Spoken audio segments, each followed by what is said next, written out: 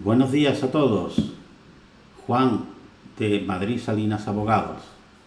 Hoy os traigo un tema de derecho penal, en concreto delitos contra la libertad, detenciones ilegales y secuestros. Los delitos contra la libertad, específicamente las detenciones ilegales y secuestros, constituyen conductas delictivas graves dentro del derecho penal español. Estas infracciones atentan contra uno de los derechos fundamentales de las personas, la libertad de movimiento y la autonomía. Los delitos de detención ilegal y secuestro están regulados en el Código Penal, principalmente en los artículos 163 a 167. Este artículo se centrará en el análisis de estos delitos, su regulación legal, la jurisprudencia más reciente y ejemplos prácticos para ilustrar su aplicación. El delito de detención ilegal se encuentra tipificado en el artículo 163 del Código. Se define como la privación de libertad de una persona sin que exista causa legal que lo justifique y sin intención de pedir rescate o recompensa. La jurisprudencia ha señalado que este delito se comete al restringir el derecho de una persona a moverse libremente, aun cuando no exista violencia física, siempre que la persona sea forzada a permanecer en un lugar contra su voluntad. El secuestro, por su parte, está regulado en el artículo 164 del Código y se diferencia de la detención ilegal principalmente en que en el secuestro la privación de libertad va acompañada de una exigencia de rescate o condición para la liberación de la víctima. Este rescate puede ser económico, la exigencia de algún acto, omisión o condición que satisfaga al secuestrador. Aunque tanto la detención ilegal como el secuestro implican una privación de libertad, la distinción clave radica en el momento adicional del secuestro, la exigencia de una contraprestación para la liberación de la víctima. En la detención ilegal no se busca un beneficio adicional más allá de la mera privación de la libertad. El sujeto activo en estos delitos puede ser cualquier persona sin necesidad de que tenga una relación especial con la víctima.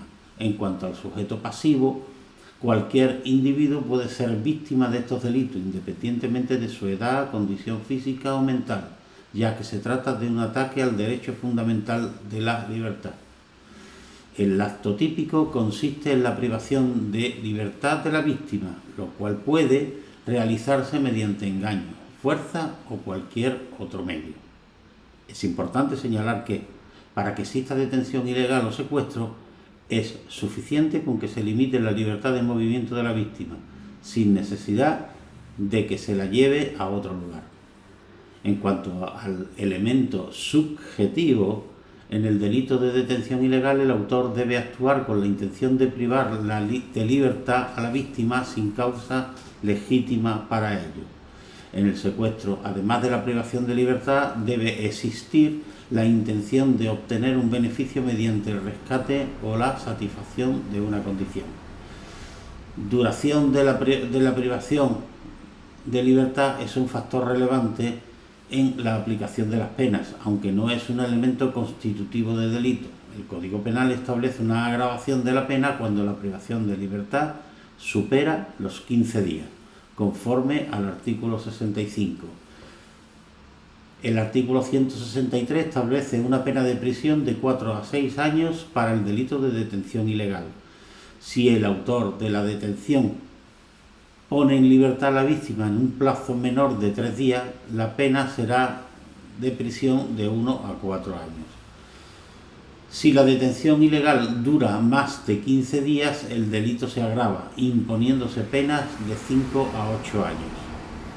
Para el secuestro, el artículo 164 prevé penas más severas, con una pena superior de 6 a 10 años si se exige una contraprestación. Además, si el secuestro supera los 15 días o si se comete con agravantes como la participación de grupos organizados o la utilización de violencia extrema, la pena puede incrementarse sustancialmente. Agravantes comunes. Además de las mencionadas, el Código Penal contempla ciertas circunstancias agravantes que pueden aplicarse a ambos delitos. Por ejemplo, cuando la víctima es menor de edad, persona discapacitada o se utiliza violencia, se aplica una agravación de las penas. También se agravan las penas si los responsables pertenecen a un grupo organizado, según el artículo 167. Sentencia del Tribunal Supremo 203/2022. En esta sentencia el Tribunal Supremo confirmó la condena a un grupo de personas que, mediante engaño, privaron de libertad a una mujer durante más de 20 días, exigiendo un rescate a su familia. El alto tribunal ratificó que la privación prolongada de libertad junto con la exigencia de rescate constituía un delito de secuestro agravado, imponiendo penas superiores a 8 años de prisión a los culpables. Sentencia del Supremo de 447/2021. En este caso, el Tribunal Supremo aclaró la distinción entre detención ilegal y secuestro. Los autores habían retenido a la víctima en su propio domicilio durante más de 48 horas, sin ninguna exigencia de rescate, lo que constituía detención ilegal y no secuestro. La sentencia destacó la importancia de la intención del autor a la hora de determinar la calificación jurídica del delito. Sentencia de la Audiencia Provincial de Madrid 545/2023. En esta sentencia reciente, la Audiencia Provincial de Madrid abordó un caso en el que un empresario fue retenido por un grupo de individuos exigiendo una importante suma de dinero para su liberación. A pesar de que la retención no superó los 15 días, la gravedad de la exigencia económica y las amenazas empleadas justificaron la imposición de la pena más alta prevista en el artículo 164, condenando a los acusados a 9 años de prisión. Un ejemplo común de detención ilegal es un individuo que retiene a otra persona en su domicilio durante varias horas sin permitirle salir, sin ninguna causa legítima. Aunque la duración de la retención no sea extensa, este acto constituye una privación de libertad y, por lo tanto, un delito de detención ilegal. Un ejemplo de secuestro puede observarse en el caso de un grupo de individuos que retiene a una persona y exige una determinada cantidad de dinero a su familia a cambio de su liberación. En este caso, la exigencia de rescate convierte el delito en un secuestro independientemente de la duración de la privación de libertad. Reflexiones finales. El delito contra la libertad en sus modalidades de detención ilegal y secuestro representa una vulneración grave de los derechos fundamentales de las personas. La jurisprudencia reciente ha enfatizado la importancia de diferenciar entre ambos delitos, así como de analizar las circunstancias específicas de cada caso para imponer la pena correspondiente. La evolución de la jurisprudencia demuestra un interés continuo en proteger el derecho a la libertad personal y los tribunales han reafirmado la severidad con que se sancionan estos delitos.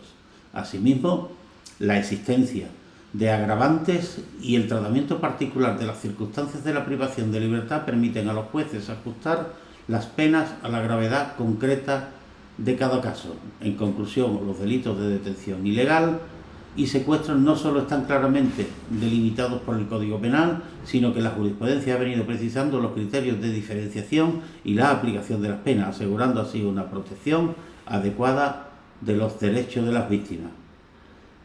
Y con esto hemos concluido el vídeo de hoy. Espero que os haya sido de vuestro agrado. Y hasta el próximo vídeo. Ya sabéis, Juan de Madrid Salinas Abogados o mi correo electrónico info@mslegal.es. Gracias a todos.